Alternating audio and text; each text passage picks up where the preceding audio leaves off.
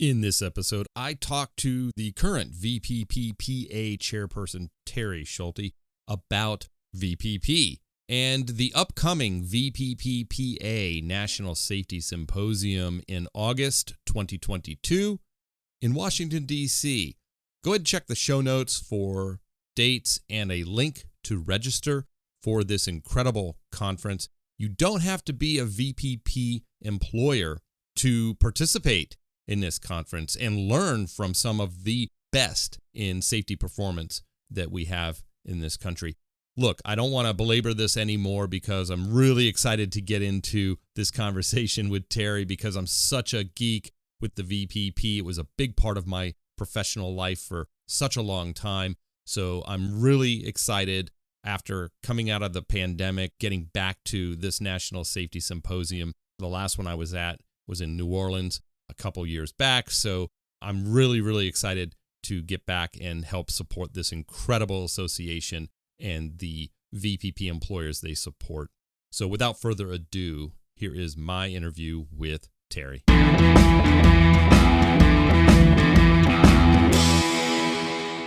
Before we get into today's topic, I want to remind everybody, if your business is reopening after any kind of closure due to COVID, or you've continued to remain open, but you're struggling with how to mark your facilities to ensure physical distancing and relay important information about safety and health as it relates to COVID, I want you to go visit our friends over at Mighty Line Floor Tape. Mighty Line has some great products for you to mark your floors, whether it be the stand here, the 6 feet distancing, or just floor tape to denote lanes of travel. They have everything you need to mark your facility. So hit the link in the show notes, visit our friends at Mighty Line Floor Tape.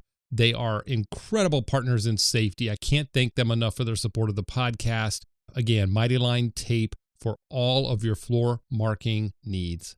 All right. Welcome, Terry, to the Safety Pro podcast.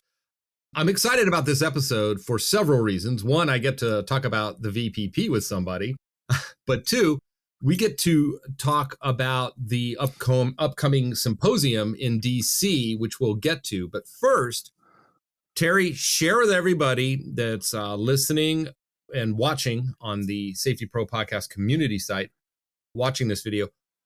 Who is Terry? What's your background? How did you get involved in VPP, and what is your work currently with that organization, with the actual association? Yeah, no, thank you. And first and foremost, Blaine, just thank you for putting this on, and I'll say your years of commitment and work on the VPP program and helping share this program with everybody. So a little bit about myself. I was a former hourly employee who frontline worker. Heard about the VPP program in the early 2000s, and at first was a little skeptical, I will say, and then as years progressed, I got the VPP bug, understood what it really was about, understood that it was really about the frontline workers and employee-led program. So went and get some schooling, got my certificate in SMS. Now I'm the VPP director for a Fortune 500 company, and so I just keep doing that. In addition to that, I was in Region 9 as the chairperson starting in 2006, and then have graduated up, and now I'm the chairperson of the VPPPA. So very, very fortunate, very, very humbled to be part of this outstanding group. So very, very, very lucky. Nice. So the VPPPA is the Voluntary Protection Program Participants Association. Talk a little bit about that association. Sure. So the VPPPA was founded in 1985, shortly after FedOSHA adopted the Voluntary Protection Program from as an experimental program on the West Coast. And the VPPPA was founded to basically be the support and network for any company wanting to achieve safety and health excellence. So, as we say, you want to surround yourself with good people to accomplish good things, right? So when you get your VPP certification from OSHA, it's kind of like winning the Super Bowl. And so now this organization helps you and supports you to win the Super Bowl every year. So There you that's really what we do. A lot of what we do is we have a saying here. It's called R&D, and it stands for rip off and duplicate. go. Off and Right. And duplicate. so That's my favorite right. phrase. And Yeah. so what I think sets our association apart is if my company or any one of our outstanding safety professionals in all the different industries we represent has a safety program, a safety procedure, a simple safety system, we'll share it at no cost to other people. We are really just that simple. We are very much about, we say caring is sharing, right? Or sharing is caring, and so we continue to do that for sure. And we're just very fortunate to have, I'm a little biased here. I'll say that I think we have the best and most passionate safety professionals in the country as part of our community. So really love that. Oh, I said it last week on my community site for you know podcast members that I have a special place in my heart for VPPPA members and in the symposium. I mean, all the other safety conferences are great. Don't get me wrong. I'm not taking anything. I'm going to go to some of them We agree. actually, but there you and Terry, you might be able to speak to this a little bit better, clearer than I can. But I just, when I walk in, and I've been to, I don't know how many national conferences or symposiums for VPPPA, you walk in, it's just like you said, it's a different caliber. And I don't mean that like to be, a conceited or anything like that. But you are talking about a very select group of companies and operations and safety leaders that have been through something that not a lot of companies have been through. Right. This self-discovery and this journey of continuous improvement to get to a certain point, and then the hard work begins, sustaining it. And that culture is just different. It hits you as soon as you walk through the doors of this symposium, and the way everything, the way it's structured, from the breakout sessions and the different levels that you can go to, advanced and intermediate and things like that, based on where you are in your journey and professional development.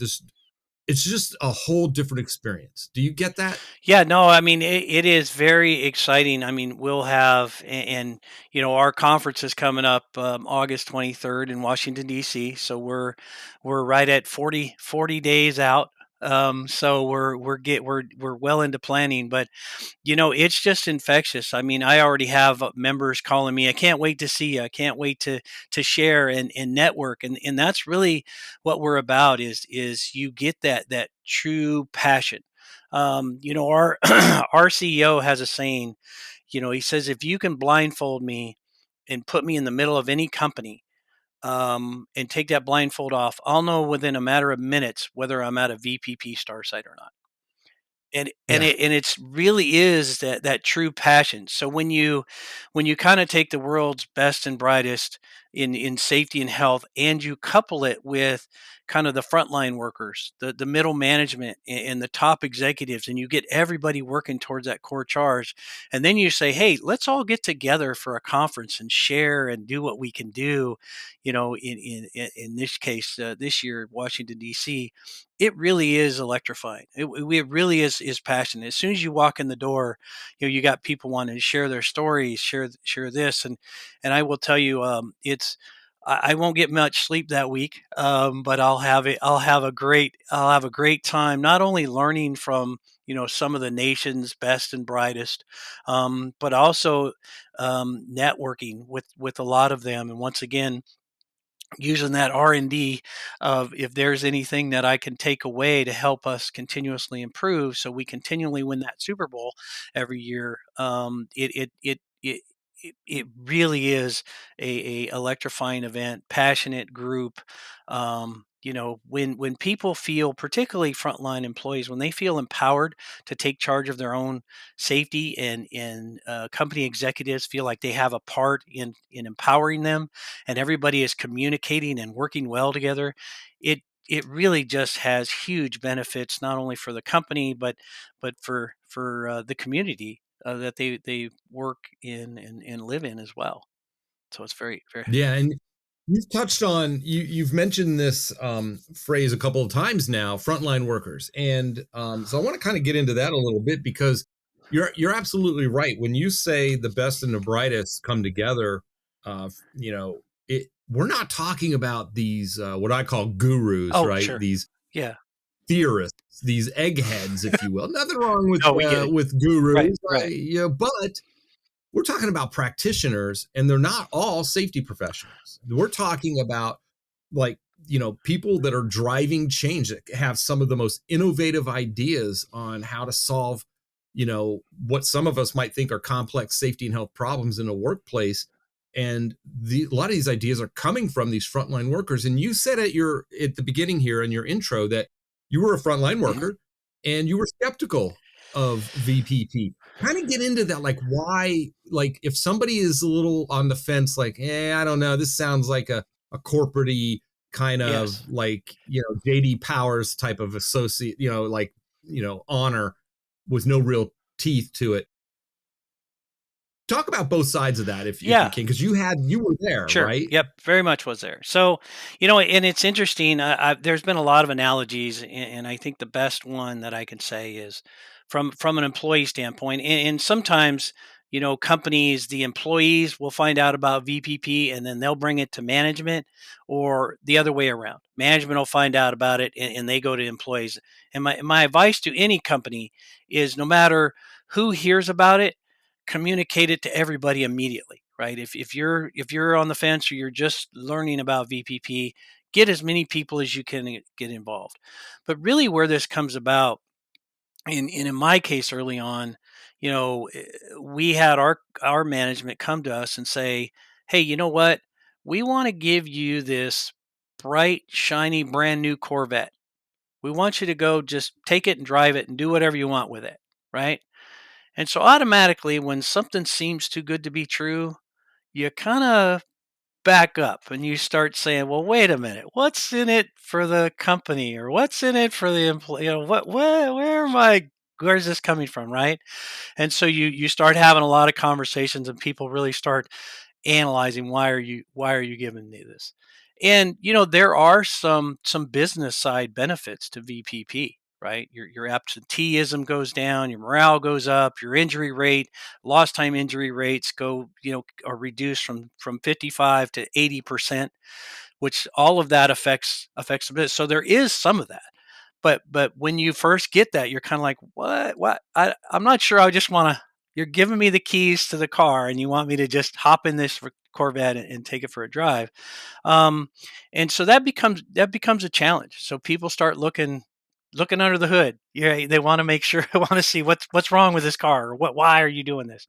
Um, and so people get a little skeptical on that in the end. And so that's where you really need to show your commitment and passion for it, and say, look, this is, at the end of the day, does it really matter who gets what out of this? If people are going home, not getting injured, they're going home the same way they came. People are able to communicate and be empowered to take charge of their own safety. You have a stop work authority, you have a bunch of different things, and from a return on investment standpoint, it helps both labor and management, right? It empowers labor more, and it gives management a better adaptability, reliability, productivity place to work. So, in most people, their morale goes up, as you alluded to earlier, right? They're just, people feel empowered, they feel a lot safer. They feel like they have a voice and a decision in how the safety and health management system is ran at their facility, and so they're very much engaged and excited and happy about that. So it has multiple benefits all the way around. And meaningful employee involvement is one of the tenets. It's a Yes, sir. cornerstone of the VPP. It's actually required, and it's somewhat defined, not so much as you have to do this, which means employee involvement. It says your employees have to be involved in the decision-making Yeah. process regarding safety and health in at least minimum of three meaningful ways. And you can't count, like, I love this one. Well, we have a safety committee. Well, some states require a safety committee. I mean, you have to do that. Anyway. We're talking above and beyond, right? Yeah. No. So that's important, Well, and right? you alluded to this earlier about, the frontline workers and how they handle some of these complex safety issues that they see in their workplaces. And a lot of times I'll talk to our employees now, and, well, I'm not really sure how I'm engaged. I'm like, or, well, you just put in this full system on how to properly assess all of our hazards, not only on a quarterly basis, but on a monthly basis. So, which is also a cornerstone of VPP. And you're telling me you're not actively engaged, right? And so I think the key word there really is meaningful in employee engagement, right? In or active participation. Um, and the interesting thing, and I still get this from colleagues and others that, outside of the VPP community, how do I solve this problem? And my answer is always, get your safety group or get your VPP coordinators or your champions together, your frontline employees, and ask them. 9 times out of 10, they already know the answer, right? They have the most exposure to the hazard. They're smart people. They'll know how to address this. And I'll tell you, the employees that I've worked with in multiple locations across my company, they surprise me almost every day on what they're doing, how they're doing, the safety incentive or, well, safety recognition games and these sort of things, hazard recognition audits that they do, right? They just come up with innovative and new ways all the time to just keep pushing that bar forward. And so, um, that's really where it is. Nothing against, as you say, the bona fide safety professionals yourself, and I am one now, so I gotta be careful there a little bit. But the get them engaged, and they will just surprise you. And then after that, once you kind of get the employees working on this, I really call it feeding the machine. You're just giving the employees what they need, and they'll just continually surprise you more and more and just keep advancing, and that's really what this program is all about, right? This program started as an experimental program back in 1970, late 1970s, when they wanted to build San Onofre nuclear power plant, and they wanted to build this plant without having any fatalities. So I mean, not forget injuries, they didn't want any fatalities. So they went to the general contractor, and they both went to Kalush in this case, and they formed what was called the collaborative, right? And so they built this power plant, no fatalities, and started building other things. And then in 1982, Fed OSHA adopted it and is running it. So what I tell people all the time is this program was invented by labor, was designed with labor, and is still run by labor today, right? And so what we know, 40 years later, really is 60 to 55 to 80% injury reduction, lost time injury reduction. So Well, let's talk about that one, because a lot of people latch on to some myths, yes. right?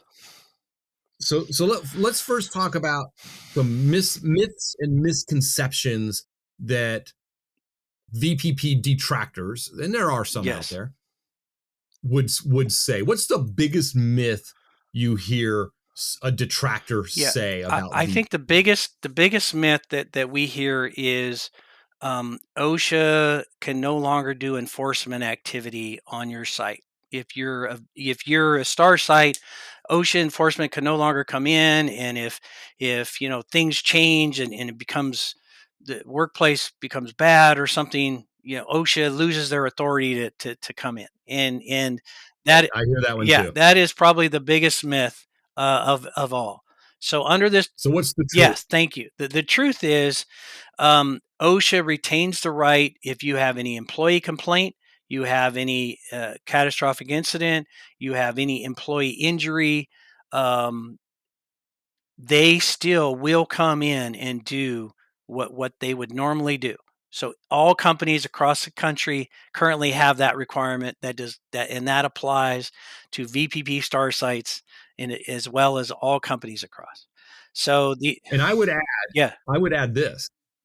You're at more risk just from the PR side, the optics yes, side, than the average couldn't agree employer, more. because if you lose your flag, That meaning that goes everywhere. you don't say we no longer wish to participate, we feel like we've gotten all the benefits from it, we don't need the flag to show that no, I mean, when OSHA says you are no longer worthy of this from a performance standpoint, we're pulling it.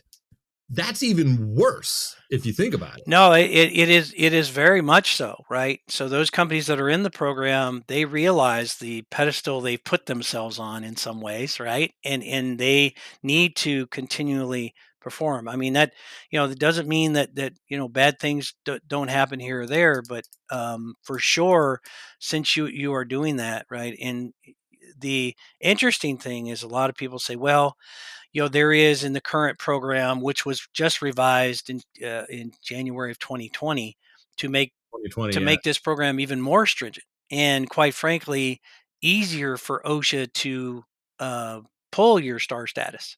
Yeah, so they've upped the ante there with the new revision to the VPP manual.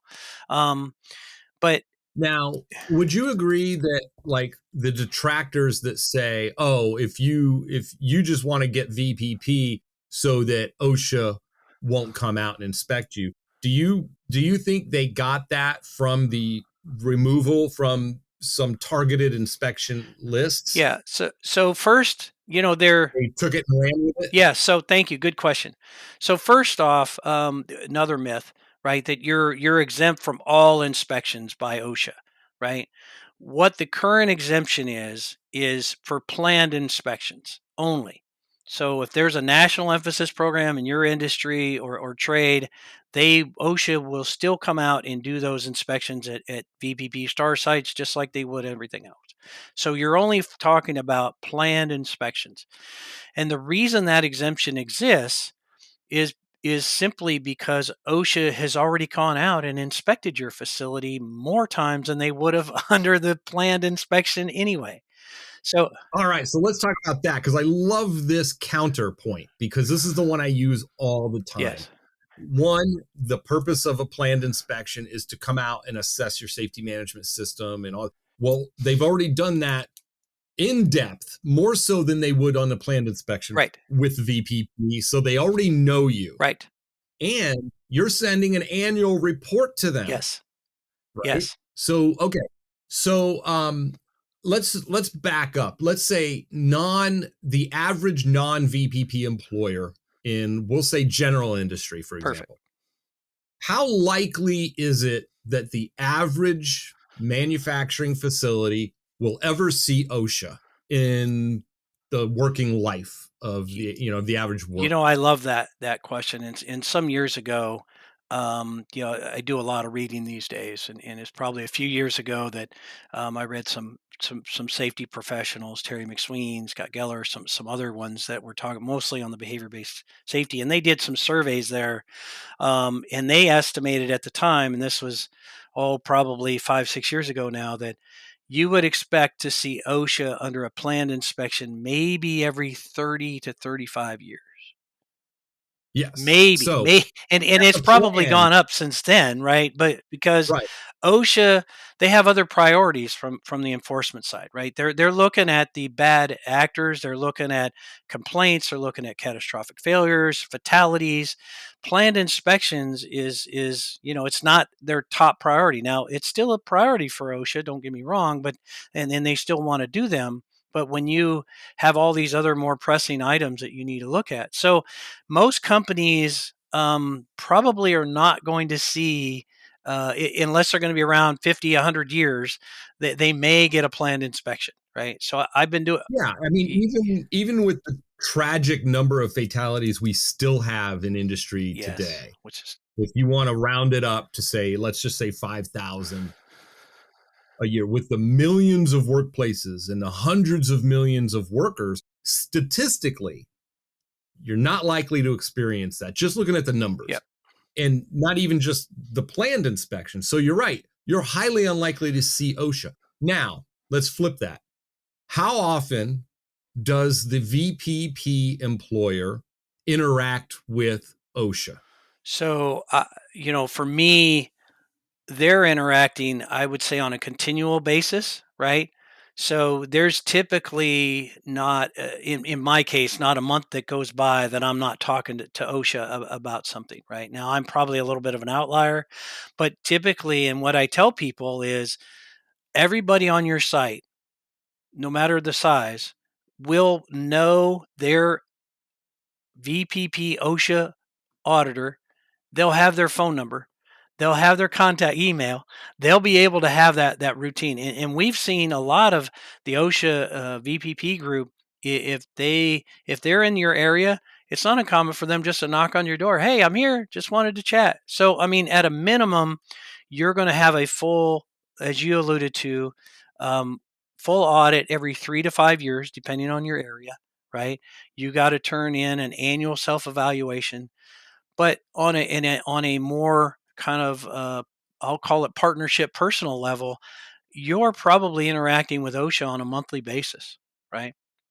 That sounds like an awful lot of exposure to OSHA just to get out of some perceived inspection they may or may not Right, do on your facility in a 30 to 50 year time frame. right, That myth just doesn't hold any water to me. I never understood anybody, any detractor that would right, say that. And I'm like, you either have an agenda or you just completely don't understand what the program right. is. And if it's the latter, then we can have a conversation and So, fix that right so away. I'm probably, I've been doing this, as I alluded to, since about 2000, and I've only known of one planned inspection for one of my sites, during that whole time.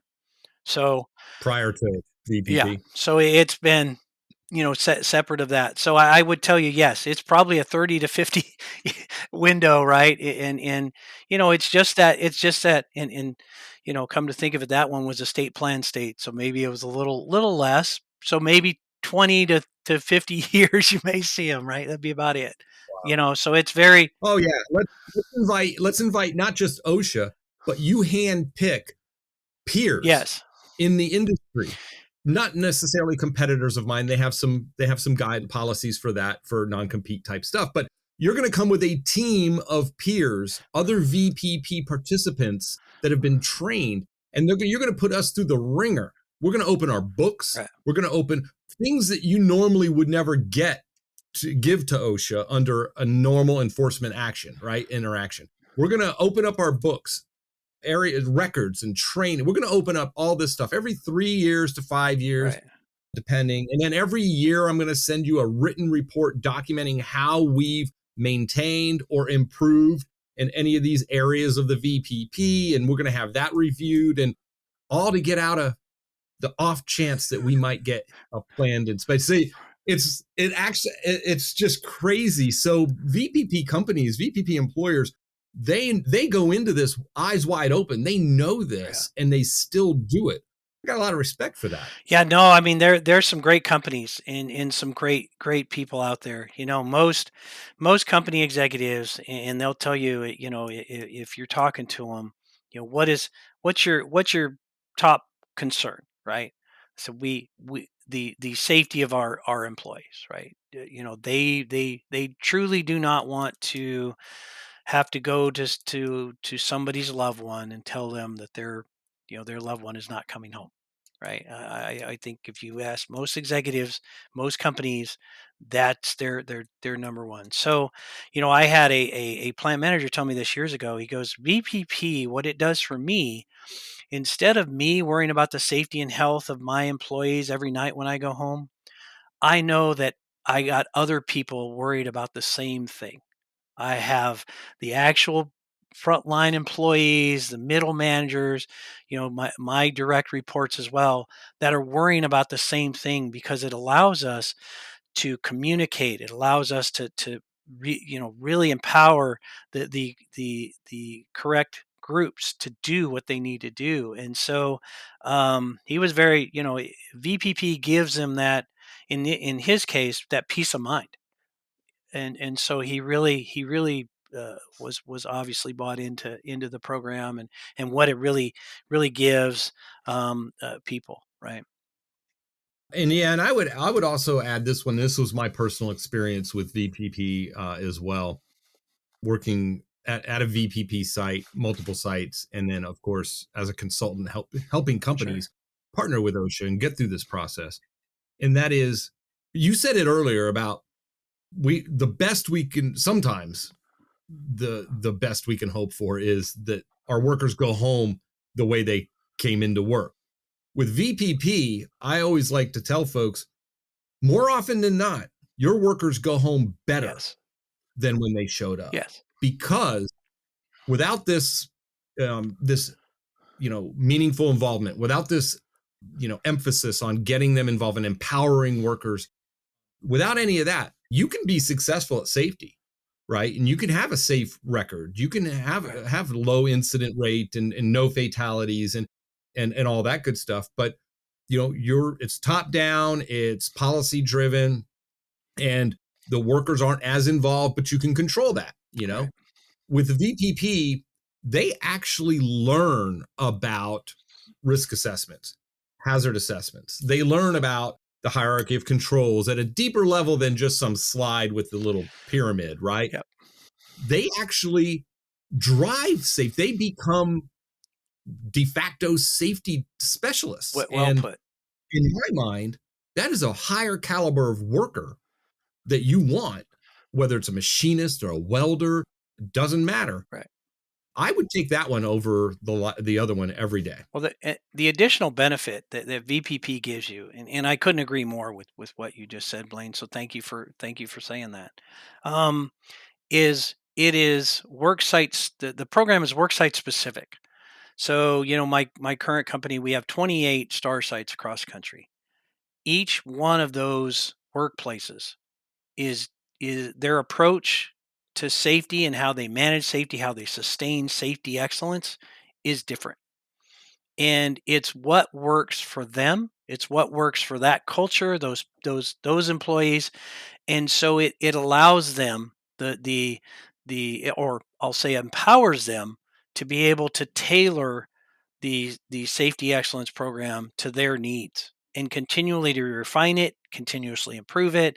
And so that's really what it does. And couldn't be happier of all of our employees, and all the over a million workers that are involved with VPP across the country. And I do want to point out, there's reach sites that are working towards the same goals, right? And we have some Sharp Alliance sites, and so we welcome all of them, on the same mission, to, as you say, go home better than what they arrived.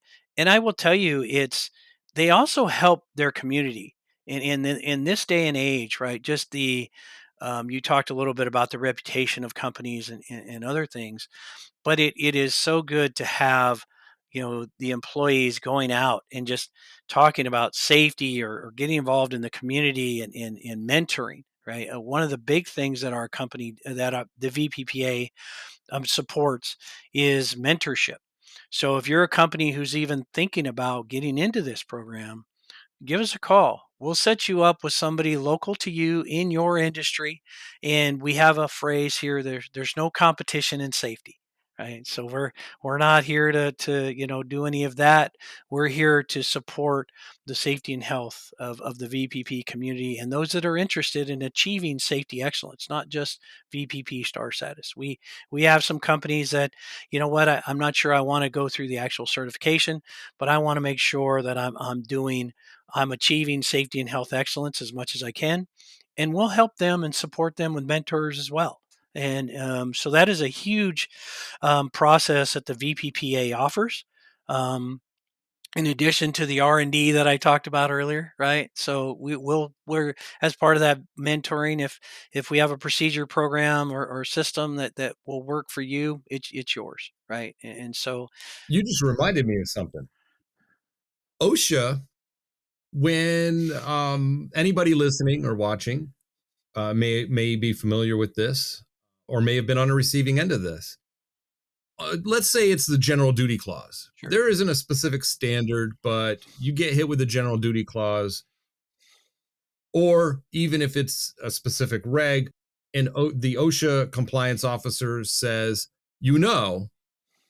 one of the industry standards or best practices that you could consider. I mean, they can't tell you, sure. more often than not, they're not going to tell you how to do stuff, but they can drop some best practices. Right. Where does OSHA get a lot of these industry standards or industry best practices Yeah. to deal with some of these issues? Well, I appreciate that. VPP, right? Yeah, Yeah. no, I mean they get yeah, they'll get that through our groups, right? Through a lot of the VPP star sites. There's a lot of things, and it's interesting. Um, uh, Multiple times, even with emphasis programs, I've have experience of partnering up with OSHA on, okay, we have this emphasis program. We're going to come to our star sites first because you guys more often than not already have thought about it. And no offense, but we were way ahead of COVID before before OSHA on those sort of things. But that's no slam on OSHA, and they're happy about that, by the way.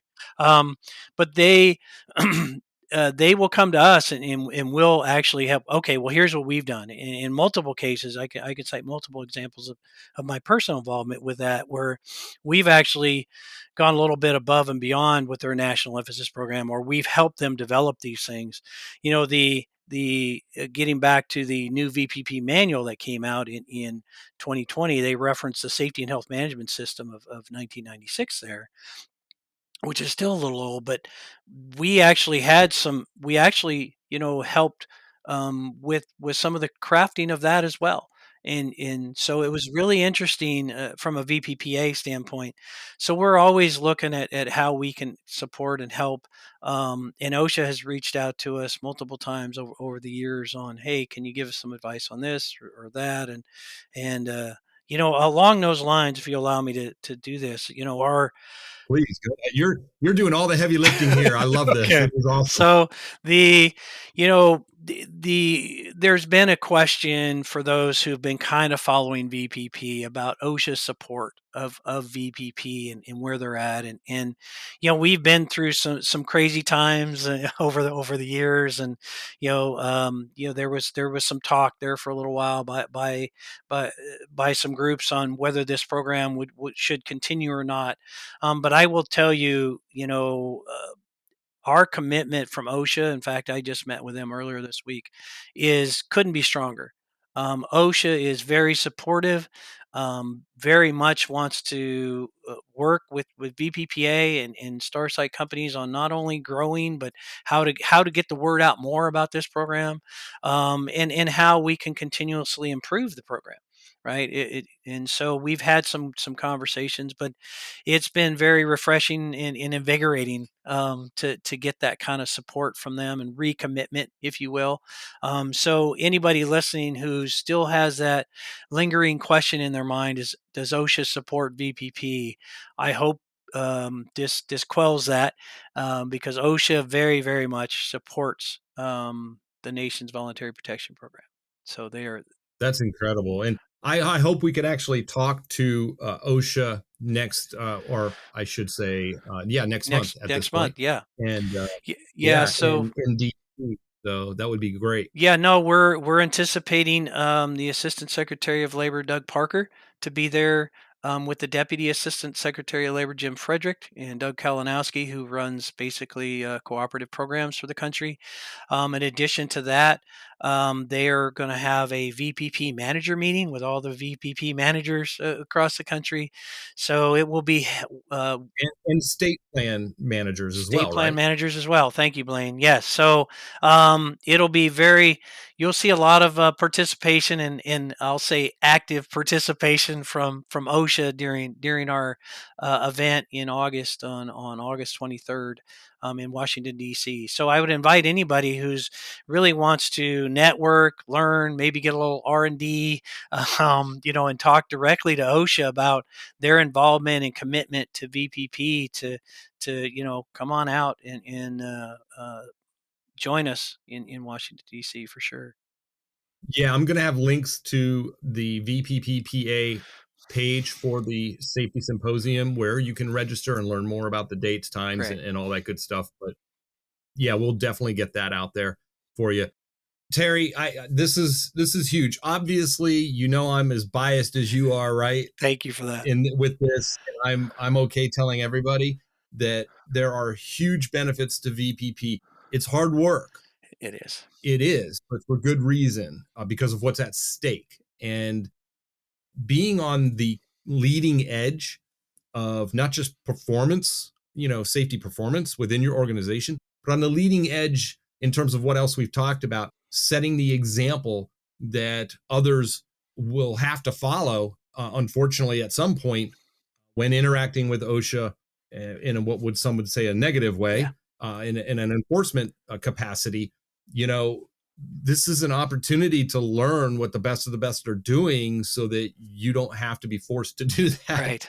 That you can choose to do this. And I do believe this is an organizational choice that we can make to better protect our employees. I think the VPP is a great program for those reasons. I'm looking forward to being out there with you all in August. And it's been a couple of years since I was down in New Orleans. Yes.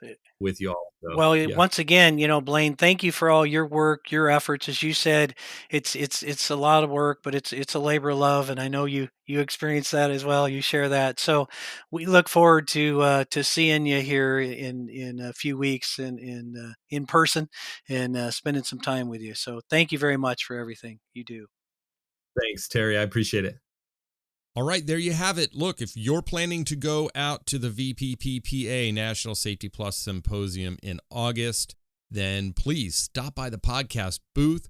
Let me know you're there. We might even be able to sit down and have a conversation and record it. I'm always looking to have good conversations and share great stories with those of you who are listening. I know in New Orleans at the last symposium that we had before the pandemic, I got an opportunity to interview some podcast listeners, and that was cool. That's some of the best interviews I've done, and the best time I've had with this podcast is, as you know, meeting podcast listeners and getting to know all of you.